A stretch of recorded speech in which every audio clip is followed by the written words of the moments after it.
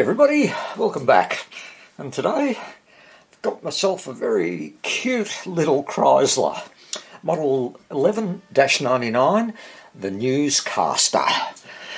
Now these were made from 1965 all the way up to 1975. So I think we can imagine how many of these they churned out over 10 years. And somehow I don't think there's a shortage of them on the market. And having a look down there, if the serial number got there, if that's correct, and they start off at 0 or at 1, this is number 38,507. Well, you never know. Anyway, the case is all intact, and I think, just look at that. I think this has been sitting on someone's kitchen windowsill for who knows how long. But again, I think it's a cute little thing. And there's the handle, just pops out and comes up, and we can see the original colour and how much yellowing has occurred over the years. But anyway, nice simple little radio. I looked it up, the schematics, and should have 4 valves in there. As to when this one was produced, well, if it's got a rectifier valve, it was produced before 1970, I believe. After that, they used little solid-state rectifier things made out of silicon or something. Anyway, simple operation, just on-off switch with one volume control and that. It is missing a little gold thingy that fits in there. I'm sure I can find one somewhere out there. But anyway, I've been told this doesn't work, but that could mean anything. So let's get the back off and see what we've got to play with.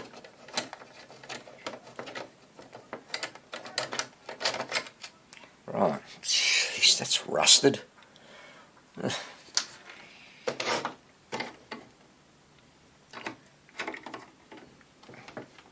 Come on, can't get it in there. There we go.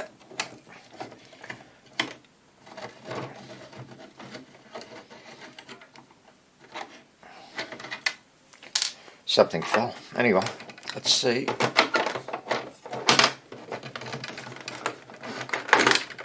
Oh yeah.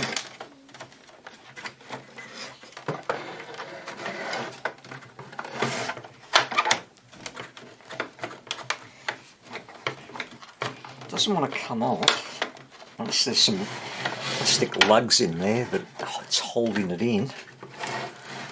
Not sure. Anyway, I'm not going to force it, and there are no other screws holding it in, so I'm going to take this slowly, and when I've loosened it I'll come back.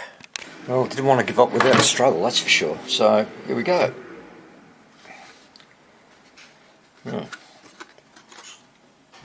Oh yeah, a little schematic there, and number of valves. 1, 2, what am I looking at that for? Just have a look at it, see what we've got. And I think here I've got 3 valves, so this will have a rectifier in it rather than... That's come out.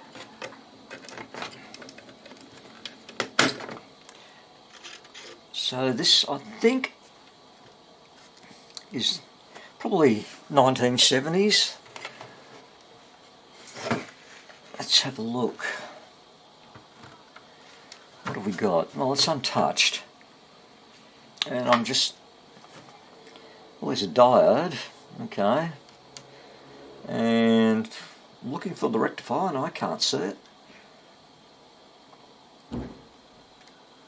I don't know. But anyway, what I'll do is I'll get the case out, and it looks fairly simple. A couple of screws holding it in, and we'll see what we can make out of it. I'll just get that done and be back. Okay, so I've got it out, and I've just been having a look at it, and there's all sorts of a lot of rust and whatnot. Maybe they had this in the bathroom. I don't know. I looked at the schematic I've got on the PC, and that specifies a 6x4, I think, rectifier valve. And I went to the back of the case, because they've got a schematic in there, and no, it's a 6V4, and this also specifies a 6V4 valve rectifier. And of course this doesn't have one. And all I can see when I'm looking at the transformer, and if it doesn't have a valve I get lost, but I can see, okay, earth wire is green, red's probably active, black's neutral, and it goes through the on-off switch, comes back in. Got a wire coming off here, red wire, and that's feeding something. And okay, another wire here that looks to be 6.3 volts. Yeah, it is. It's feeding the filaments, the heaters. Yeah. At least they kept the wiring. Well, I don't care what colour it is, as long as they're consistent. So what's the rectifier in this? Is it just simply one diode? I would have thought that it would have been something like this, which is I guess a solid state rectifier they pull out. I pulled out of a radio once, and I can see the symbols there, active and neutral, gives positive and negative on the other diagonals there. But anyway, irrespective, pity we don't have a circuit schematic showing how this works. But I can see that the diode, there's got to be high voltage or high tension there, and it's terminated there, and it also goes to the speaker, which is normal. So that's getting high voltage. Okay, so we've got an output valve here, IF amplifier valve, and there's our detector valve. Well, let's run the basic tests. And we'll see if that speaker's working. And where are we? Okay, red wire down there, blue wire there. Okay, yep. Red wire there, was it blue wire? And blue wire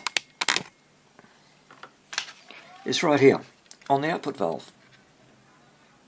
So, switch on my audio generator and that works. Turn it off. Well, that's something anyway. Alright, we'll do some high voltage testing. Just come back. Because I don't have a rectifier, I'm honestly a little bit lost as to what to connect it to. You know? I don't know.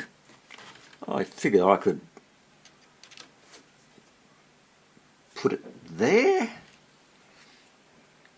and I'm looking for, I guess I'll test for DC. Anyway, and we'll see if there's any shorts in it as well. And we'll give it a little bit of power. And before I do that, how about I plug it in? Excuse my arm. Alright, now let's give it some power.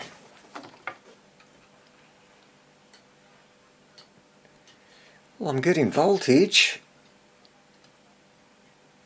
and the current limiter is not glowing, so there's no dead shorts in it. And I want to check for 6.3 if I can. Alright, so let's see. if we've got 6.3 volts. Yeah, we do. All right.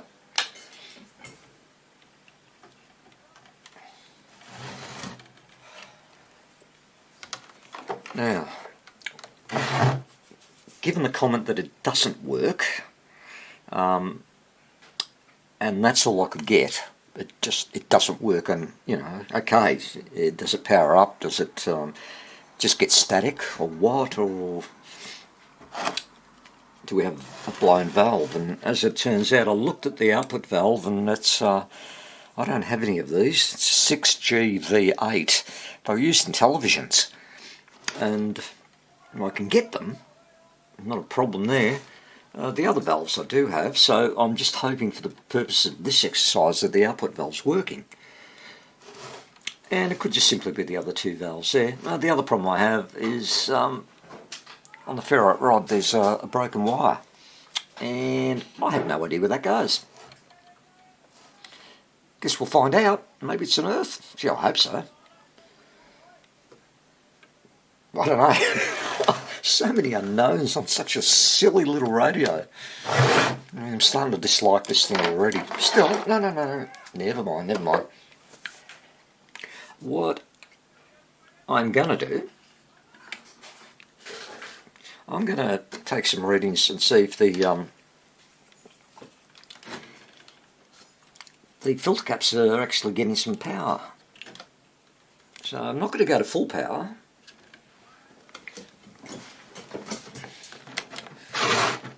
But might as well. Hold on. Showing negative volts. Shouldn't be. Oh well, let's see what happens.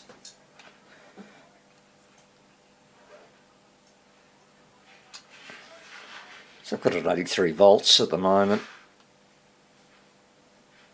That should start filling up soon, I hope.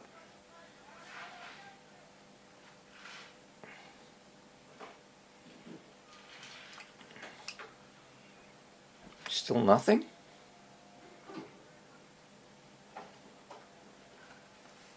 I'm at 142 volts. It should be getting something on that. Let's try the other one. Unless those caps are completely rooted. Try this one. Wrong way.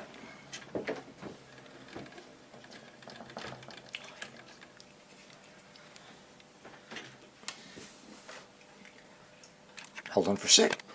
Let's give it some voltage. And 123 volts. Well, this one's working. That's good.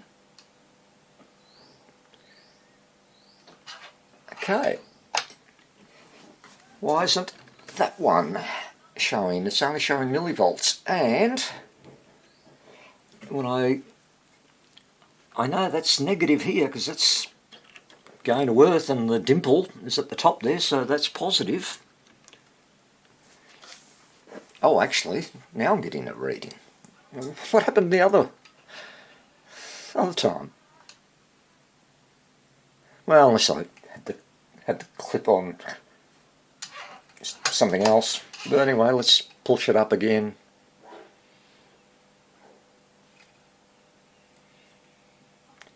So 138 volts, 140 volts, and we've got 93 volts there. So I'm going to change those two caps, and then we can give it a full power test up and see if we get any sound out of it. So I'll get prepared for that. Right, so the filter caps are in, and I noticed that these are 47 microfarads, but they're only rated to 160 volts. So not a lot of high voltage running through this set. I mean, for filter caps, geez. Normally they're rated at what, 400, 500, etc. But I had a couple of these. These are rated at 400. So I get to save my big 630 volt capacitors for something else. and they're in. They buzzed out okay. Let's see what happens. So take the power up slowly. Watch my current limiter. So we're up to 154 volts. Dial globe's lighting up, that's good. Okay, let's take it up a bit further. 180.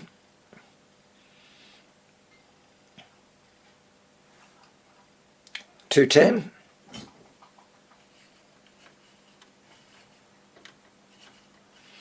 Should hear something. That's enough voltage to get some sort of noise out of it. Alright, 220 to 70 to 30 volts. Yeah, we've got crackling. We've got signal too.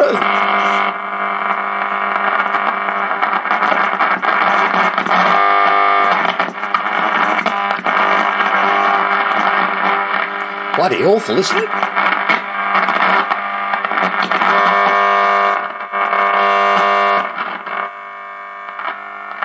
However, I'll just power it down for a second. That's positive stuff. There was no smoke either, so at least I got the capture done correctly. That little broken wire, I think it's for the external aerial wire. So let's just attach that up and give it another power up test.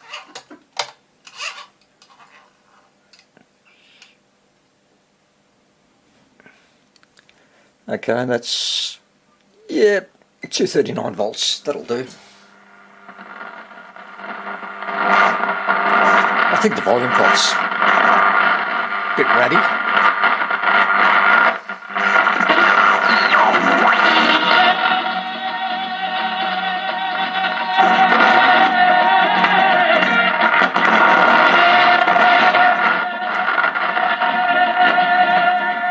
Yeah, I think the volume pot's had it.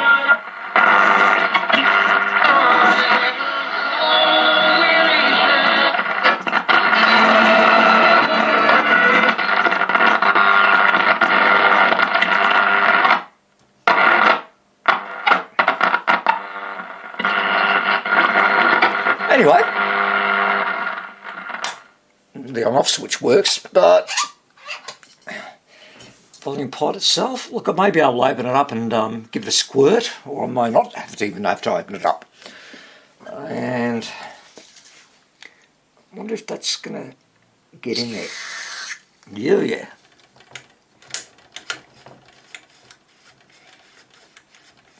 Hopefully it's just dirty.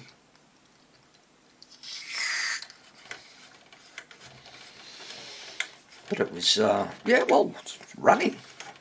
Honestly, I just had this sort of gut feeling that this one was going to be a problem.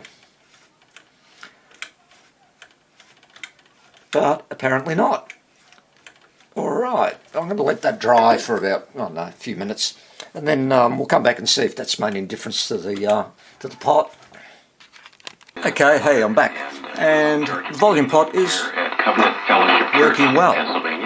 Rob has written a book. Now the reception is still really ratty, of course, and I've been thinking about it for a bit, and I've come to a decision that, based upon the condition of the case, which isn't best, badly yellowed, a couple of little cracks in the base as well, and I get this thing going and I might be able to get $50 out of it. And I think that's about it.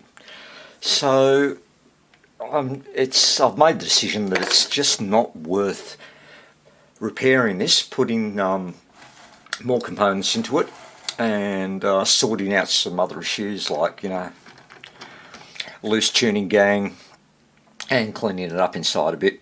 So yeah, I'm going to scrap it. And to me, it's worth more in parts. So I've got 3 valves. I average them out to $10 each. That's $30 there. The speaker, and speakers are, at the moment pardon me, are getting a little bit hard to find, especially small ones like that. So that's worth about 25 bucks. Output transformer, hey, what's that worth? $10, $15. IF cans, $5 each. If you're fixing, replacing someone else's. The volume pot, well, for me to purchase one with postage, that's over $20. So, what else is there? Oh yeah, the ferrite rod, that's worth $5 on a repair job. So I've exceeded the sale price of the radio, and yeah, I just don't want to put money. I'm not worried about my time and effort. It's really just the value of the thing, what you can get out of it. And in this case, it's not worth it. Plus, I get to recover my 247 microfarad capacitors, put them into a decent radio. So that's what I'm going to do with this one. Got it working at least, so that's always a positive. But yeah, and I think even when you're starting out, I mean, I wouldn't have given up on this, a year and a half ago. I would have just persevered with it. But got to be realistic, it's nearly 2 years on since I've started, and you've just got to realise that some of them aren't worth it. So anyway, that's what I'm going to do with this. I'd appreciate your thoughts on it as well. But anyway, I will catch you all soon with hopefully something better to look at and get working. So anyway, catch you later guys. See ya.